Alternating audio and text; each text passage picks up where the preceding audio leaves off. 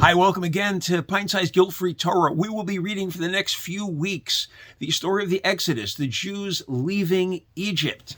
And one verse that comes up in this week's Parsha, in this week's Torah reading, it says, V'haya ki yomru aleichem b'neichem, when your children will ask you, Ma avodah zos lechem, what is this service of yours? What are you going to answer back? V'martem zevach pesach hu l'Hashem, it's the Passover offering, asher pasach al batei b'nei Yisrael b'Mitzrayim, that God who passed over the houses of the Jewish people in Egypt, and he struck the Egyptians, and he saved the Jews. And at the end of all this, the verse ends, it says, Vayikod ha'am v'yishtachavu, and then the people bowed down, prostrated themselves, and it ends there. Okay, so this question was asked, what is this service of yours?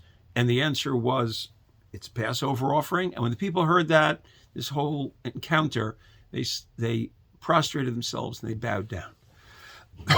Now, it's interesting, those of you who attend a Passover Seder, or maybe even lead a Passover Seder, will recognize this verse, because it is actually the question of one of the four sons.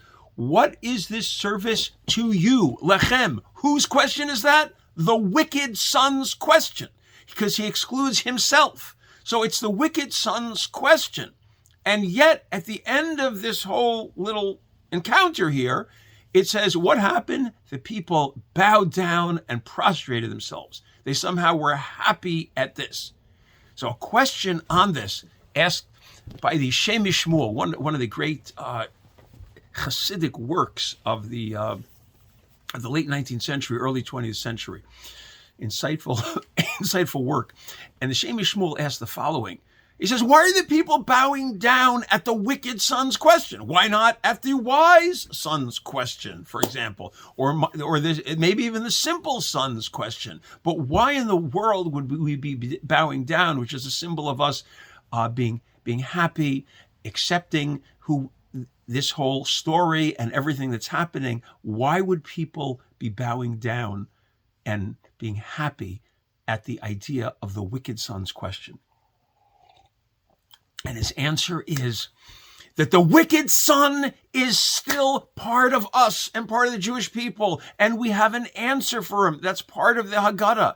And that as long as he identifies and he's sitting with us, he's sitting next to his brother, the wise son, he's seeing how his brother is enjoying this whole Seder and everything about Judaism, because his brother can have access to this. The wicked son, unfortunately, due to no fault of his own, most likely, doesn't have access to any of this. He never learned it. He was never taught, whatever the reason, but he's distancing himself, but he's with us at the Seder. And the reason why the people are rejoicing is because he's still part of our people. We don't just rejoice at the great kids, all the wonderful nachas and everything we have from our children. That's also good. But even the ones that are a bit of a challenge, but they're still part of the family. They're still part of the Jewish people. They're mentioned in the Haggadah that we will have a response for this child. And we're responding that we're a nation now.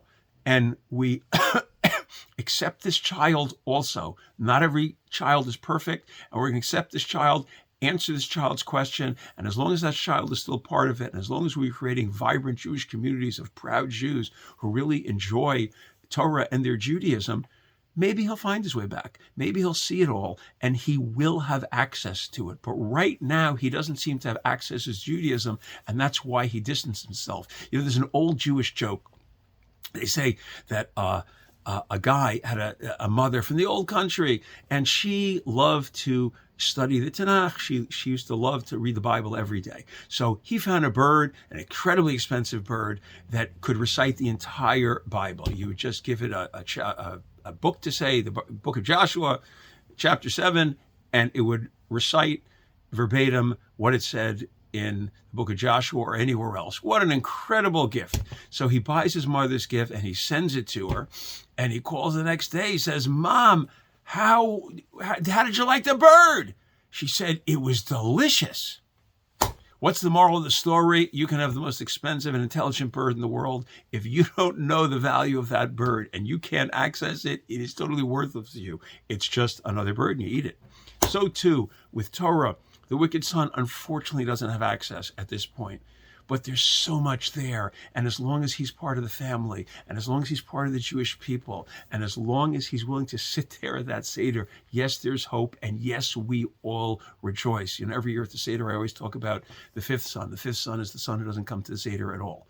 But as long as that kid is there, and as long as that kid is part of the family, and we rejoice over the fact that we have answers, and we as a nation embrace him, and that he's still part of us.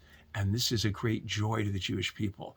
Not everybody can turn out the exact way we want, but we rejoice in us all, and we are all there to support each other and to help each other have the gift of Torah and to give access to it to as many people as possible. Have a wonderful day.